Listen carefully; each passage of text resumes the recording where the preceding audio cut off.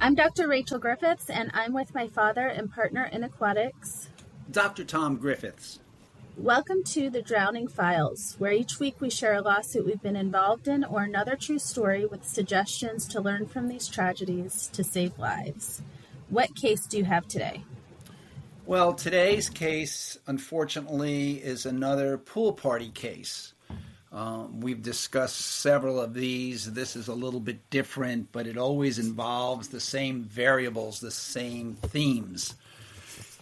In this particular case, we had a church that decided to have a pool party, and so they found a host with a large residential swimming pool, and they announced that the church was going to have a party.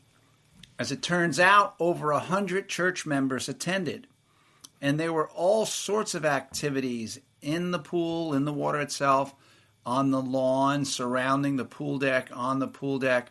It was just a very busy, hectic scene.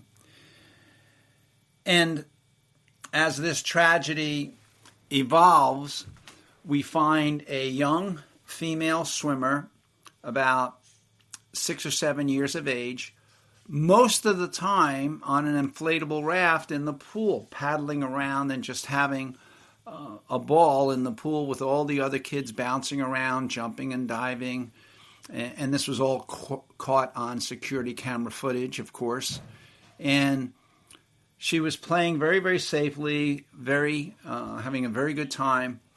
And she slips off the inflatable raft and starts to struggles very actively on the surface of the water. Surface struggle and water distress often mimics safe, enjoyable water play. And the people in the pool, the people outside the pool didn't notice. She slipped beneath the surface of the water and for an extended period of time remained on the bottom unconscious. When she was finally discovered by other playmates and pulled from the pool, resuscitation efforts were too late and she drowned. And so, like the other party cases, pool party cases that we talk about, as soon as this tragic event occurs, finger pointing begins. Both parties blame each other. Now, when I say both parties, I mean the homeowners who hosted the party, they're the defendants, and the family that lost their child, they're the plaintiff. And so the plaintiff blames the homeowner, the defendant, and the defendant blames the homeowner that they should have watched their kids. Involved also in this situation is the church, because the church was the one who said, okay, let's go to this pool, so they have some responsibility as well. So it was a lengthy lawsuit, but it settled for a large amount going to the family, as is usually the case. And of course, that large sum of money does not bring back the child to life. So that's unfortunate. That's a horrible tragedy that will last forever with the family.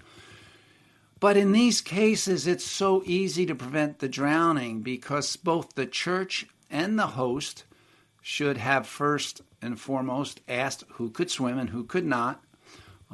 They should have hired a lifeguard for this party because it was in excess of 100 people.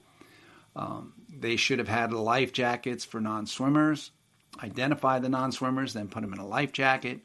Should have had a safety orientation. All of these things cost hardly anything at all. And it's just a matter of having organized common sense to prevent drownings at a pool.